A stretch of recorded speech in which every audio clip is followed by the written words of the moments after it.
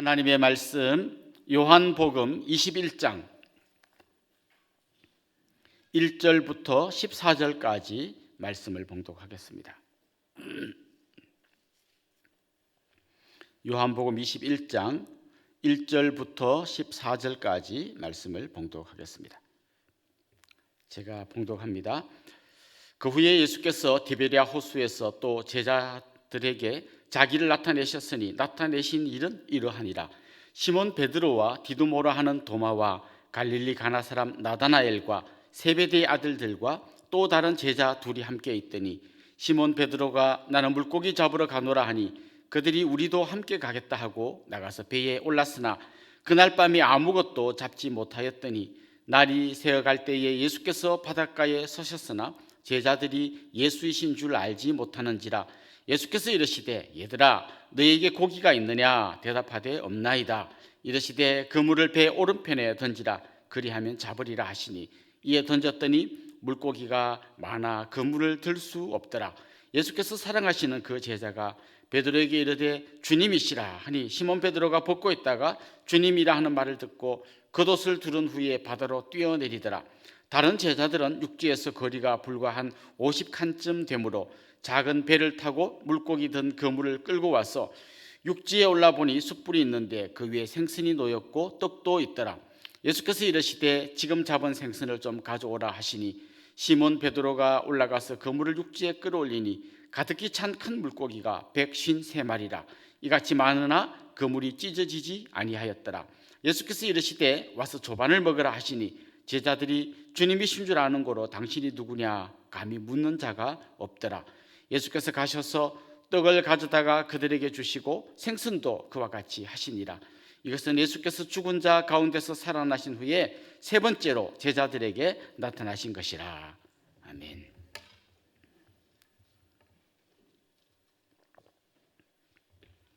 오늘 본문의 배경이 되는 곳은 디베랴 호수입니다. 디베랴 호수라고도 하고 갈릴리 호수라고도 합니다.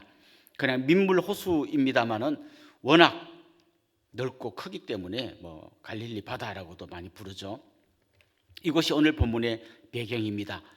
이 디베랴 호수, 갈릴리 호수는 오늘 본문에 등장하는 베드로의 잔뼈가 굵은 곳입니다. 그는 어려서부터 그곳에서 물고기를 잡는 업으로 계속 살아왔습니다. 그런데 베드로에게 이 디베랴 호수는 단지 어릴 때에 자기의 추억이 서려있는 그 정도의 장소가 아닙니다. 그는 그곳에서 예수님을 만났습니다. 밤새도록 물고기 한 마리 잡지 못하고 낙심하고 있던 그때 깊은 데로 가서 그물을 던지라 라는 예수님의 말씀을 듣고 그물을 던졌더니 정말 한 배 가득 물고기를 잡는 감격의 경험이 있었습니다. 그때 베드로는 그 물고기를 버려두고 예수님 앞에 무릎을 꿇었었죠. 주여 나는 죄인입니다. 나를 떠나십시오. 이렇게 이야기를 했었습니다. 그때 주님은 베드로에게 이제부터 네가 사람 낚는 어부가 될 것이다. 그 놀라운 기적을 경험했을 뿐만 아니라 그에게 사명을 주셨습니다. 거기가 바로 이 디베랴 호수입니다. 그게 끝이 아닙니다. 그가 예수님을 따라다녔을 때 주님은 주로 그 주위에서 사역하셨습니다. 요즘 우리가 주일날 듣고 있는 팔복, 그 산상수훈을 말씀해 주신 것도 바로 그 디베랴 호수가 보이는 나지막한 그 언덕에서 주님께서 말씀을 전해 주셨었죠. 나중에 베드로는 거기서 풍랑을 만나기도 했고요. 주님을 바라보고 뛰어내려서 비록 몇 발자국 안 되지만 그 물 위를 걷기까지 했습니다. 그러니 이 디베랴 호수에는 정말 생각만 해도 그냥 디베랴 그러면 그의 눈앞에 쫙 이렇게 뭔가가 지나갈 만큼 수많은 추억이 깃들어 있는 곳입니다. 특별히 그가 예수님 만나기 이전에 그곳에서의 추억과 만난 이후의 추억을 비교한다면 비교가 안 될 것입니다. 그 앞의 이야기는 너무 시시하고 밋밋한 이야기가 될 것입니다. 그 감격의 장소에서 그는 오늘 밤에 물고기를 잡고 있습니다. 그런데 그는 지금 예수님을 만났던 그 감격의 추억을 되살리고 이어가고 있는 게 아니라 옛날의 그 밋밋한 삶으로 돌아가 있습니다. 여러분도 잘 아시는 것처럼 그는 예수님을 부인했고 예수님이 다 굴기 전에 네가 나를 3번 부인하리라 라고 말씀하셨는데 절대 그런 일 없다고 큰소리 뻥뻥 쳤는데 결국은 예수님을 부인했고 닭이 울 때 대성통곡하며 회개했습니다. 그 이후에 부활하신 예수님을 만났지만 너무 기뻤지만 그래서 주님 제가 앞으로 계속 주님을 따를게요 이렇게 말할 수는 없었습니다. 너무 자기의 지은 죄가 컸고 너무나 부끄러웠기 때문에 부활하신 예수님을 만났음에도 불구하고 나는 물고기 잡으러 가야겠다. 나같이 자격 없는 놈은 더 이상 예수님 따라다닐 수 없다. 그리고 이제 옛날에 그 추억의 장소로 돌아가 있는 겁니다. 베드로만 그런 게 아니라 그 옆에 6명의 다른 제자도 함께 물고기를 잡고 있죠. 그런데 오늘 본문에 보면 그날 밤에 또 엄청난 기적이 일어났습니다. 밤새도록 한 마리도 못 잡았습니다. 여러분 엄청 많이 잡는 것도 기적이지만 한 마리도 못 잡는 것도 기적인 거 아시죠? 수능 만점도 정말 대단한 사람이지만 열심히 풀었는데 한 개도 못 맞히는 것도 보통 실력이 아니잖아요. 그날 밤에 한 마리도 못 잡았습니다. 마치 누가 물속에서 교통정리를 해가지고 물고기가 오는 걸 다 딴 데로 다 빼돌린 것 같은 그런 상황이 생겼습니다. 그런데 새벽녘에 누군가가 얘기합니다. 배 오른편에 그물을 던져라. 그물을 던졌더니 오늘은 나중에 보면 그 물고기를 잡은 다음에 헤아려 봤는데 153마리를 잡았습니다. 기적이 일어난 거죠. 한 마리도 못 잡았던 기적이 뒤집어져서 엄청난 물고기를 잡는 기적이 일어났습니다. 자, 그때 오늘 본문에 보면 그 제자, 이름을 잘 밝히지 않고 그 제자라고 하는 바로 그 제자가 소리칩니다. 주님이시다. 아마 요한이겠죠. 요한이 소리를 지릅니다. 주님이시다. 그랬더니 베드로가 아직 한참 남았는데도 물에 뛰어내려 가지고 주님에게로 달려가는 그런 이야기가 나옵니다. 그런데 달려가 보니까 주님께서 숯불을 피워두고 계시고 떡을 굽고 계십니다. 물고기를 좀 가져와라 해서 물고기까지 구워서 제자들 보고 먹으라고 주는 게 오늘 본문의 내용입니다. 자, 주님은 지금 오늘 본문에서 무언가를 말씀하고 있습니다. 보통 여러분 우리가 다른 사람과 커뮤니케이션 할 때 주로 말로 주고받으면서 이렇게 서로 소통합니다. 그런데 언어학자들의 이야기를 들어보면 말로 하는 소통보다는 사실은 보이지 않는 비언어적 커뮤니케이션이 훨씬 많다는 거죠. 예를 들면 말은 몇 마디 안 하는데 그 눈빛, 그 다음에 손짓, 얼굴빛, 말하는 속도, 말의 억양, 뭐 예를 들면 아우 잘했어 이렇게 말하는 거하고 잘했어 글자로 적으면 똑같은 글자인데 굉장히 다르잖아요. 그것처럼 주님은 지금 제자들에게 뭔가 깊은 가르침을 주고 있지는 않아요. 오늘 본문에 보면. 그런데 굉장히 많은 보이지 않게 많은 말씀을 지금 하고 계십니다. 주님이 하시는 첫 번째 말씀은 과거는 묻지 않겠다라는 거예요. 지금 제자들이 고개를 잘 들지 못했을 겁니다. 그런데 주님은 너 그때 너 부인 안 한다며 큰 소리 뻥뻥 치더니 이런 얘기 하시지 않습니다. 그런 얘기 일절 하지 않습니다. 너 그때 왜 도망갔어? 그런 얘기 하지 않습니다. 주님은 지금 베드로가 부인한 것도 아시고 거기 있는 제자들이 도망간 것도 아시고 베드로가 닭 울음소리를 듣고 대성통곡하며 회개한 것도 다 알고 계십니다. 그런데 일절 그런 얘기를 하시지 않습니다. 오히려 주님은 오늘 본문 그 다음 본문 내일 본문에 보면 오히려 미래를 이야기하십니다. 만일 주님께서 베드로뿐만 아니라 여기 있는 우리들의 과거를 붙들고 계속해서 따져든다면 여기에서 한 사람도 제대로 주님 앞에 얼굴 들 수 있는 사람은 없을 겁니다. 요즘도 이렇게 청문회 하니까 어떻게 그렇게 한결같이 나쁜 짓을 많이 했습니까? 부끄러운 짓을 많이 했습니까? 그래서 얼마나 우리 국민들이 욕하는지 몰라요. 근데 여러분 우리 솔직하게 이야기합시다. 다행히 우리가 안 유명해서 다행이다. 만약 우리도 거기 앉혀놓으면 얼마나 많겠어요. 사람들이 아는 것도 이렇게 많은데 우리 마음 중심을 꿰뚫어 보시는 주님 앞에서 우리의 부끄러운 과거는 얼마나 많겠어요. 그걸 주님께서 하나하나 들추신다면 우리는 아마 소망이 없을 겁니다. 그런데 주님 우리의 과거를 계속해서 물어보지 않으십니다. 여러분 잘 아시는 그 장발장이 등장하는 레미제라블이라는 소설에 보면 계속해서 장발장 뒤를 따라다니는 자베르 경감이라는 사람이 있습니다.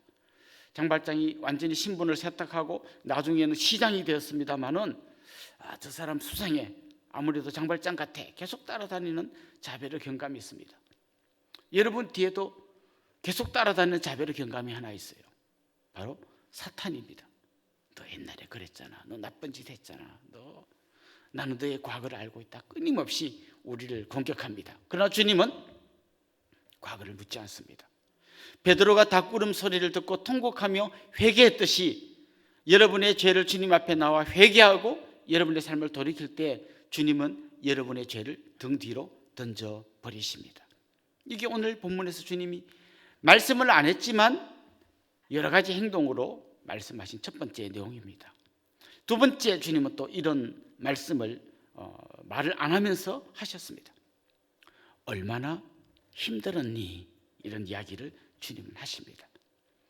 제자들은 밤새 물고기를 잡느라고 지금 파김치가 되어 있습니다. 특히 그 이스라엘은 이 밤낮의 온도차가 굉장히 크기 때문에 밤이 되면 굉장히 춥습니다. 게다가 그들은 지금 물에서 물고기를 잡느라고 그물을 내렸다 올렸다 하느라고 아마 몸에 물이 많이 튀었을 겁니다. 굉장히 지금 추웠을 겁니다. 그리고 밤새도록 한 마리도 못 잡고 있었기 때문에 더 마음이 많이 지쳐 있었을 겁니다. 그런 그들을 주님께서 챙겨주시는데요, 숯불을 피워두고 있습니다. 베드로는 그 숯불이 피워진 앞에서 주님을 부인했지만 주님은 아무 말씀하지 않고 숯불을 피워두고 있습니다. 그리고 거기다가 떡을 굽고 있습니다. 그리고 그들이 잡은 생선까지 가져오라 해가지고 구워서 먹으라고 주십니다. 주님은 지금 말씀하고 있습니다. 니네 밤새도록 얼마나 힘들었냐, 밥 먹고 힘내라.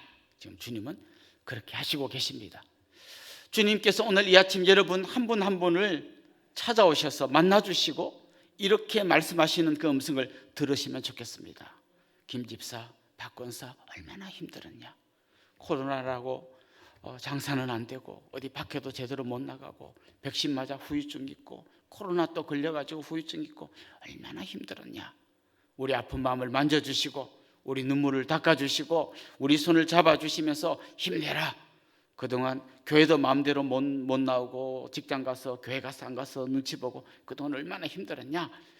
정말 우리 앞에 숯불을 피워놓고 떡을 구워주시고 물고기를 구워주시는 것처럼 우리를 위로해 주시고 격려해 주시는 그 주님의 음성을 들으실 수 있는 여러분이 되면 좋겠습니다. 세 번째, 주님께서 하시는 말씀이 있습니다. 다시 해보자, 다시 해보자.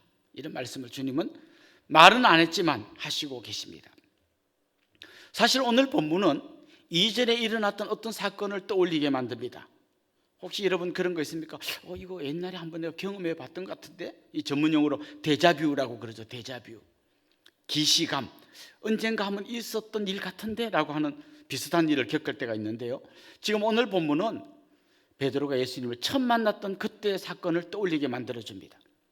물론 그 전에 만났던 거 말고 인격적으로 주님 만나고 주님의 부름을 받던 그날 밤, 베드로는 한 마리도 물고기를 못 잡고 있다가 주님께서 깊은 데로 가서 그물을 던지라고 해서 던졌더니 한 배 가득 물고기를 잡는 기적을 경험했죠. 그런데 똑같은 일이 오늘 밤에 일어났습니다. 그때 주님께서 그 물고기를 가득 잡고 막 감격해서 주님 앞에 무릎을 꿇고 엎드려 있던 베드로에게 뭐라고 말씀하셨습니까? 이제부터는 내가 사람 낚는 어부가 되라. 그런데 지금 오늘 본문에 있었던 이 밤에 주님은 똑같은 일을 경험하게 해주십니다. 베드로 보고 너 다시 사람 낚는 어부가 되라고 말씀하지 않았지만 주님은 똑같은 사건을 보여주시면서 다시 그를 부르고 있습니다. 물론 내일 본문에 보면 내 양을 먹이라라고 구체적으로 말씀하십니다만 이미 주님은 이 물고기 잡는 사건을 통해서 너 다시 사람 낚는 어부로 돌아가야 된다, 그렇게 말씀하고 있습니다. 베드로야, 너 정말 나를 부인하고 정말 부끄러운 일을 했지만 너 과거 안 묻잖아. 다시 한번 해보자. 다시 한번 뛰어보자. 너 다시 한번 신발끈 고쳐매고 나를 따라오너라. 주님은 지금 무언의 메시지를 그에게 전하고 있는 것입니다. 베드로에게만 이렇게 말씀하시는 거 아닙니다. 우리도 주님께 여러 가지 사명 받고 여기까지 왔지만 또 펼쳐보면 부끄러운 것밖에 없고 그냥 놓고 도망가고 싶을 때도 너무 많이 있을 겁니다. 순장이라고 교사라고 맡았는데 맡겨준 양들 다 잃어버리고 낙심해가지고 다시는 안 한다, 그런 분도 있을 거고요. 코로나 핑계대고 그냥 누워서 대충 설교 듣고 그걸로 하나님과 만남을 끝냈던 뭐 한 2년간의 그런 우리의 부끄러움도 있을지 모릅니다. 그런데 주님 우리에게 다시 말씀하십니다. 우리 다시 한번 해보자.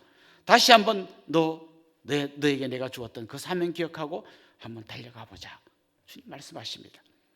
우리는 이 땅에 와서 그냥 직장 가가지고 돈 좀 벌어가지고 집 큰 걸로 자꾸 바꾸고 차 큰 걸로 바꾸다가 인생을 끝낼 그런 존재들이 아닙니다.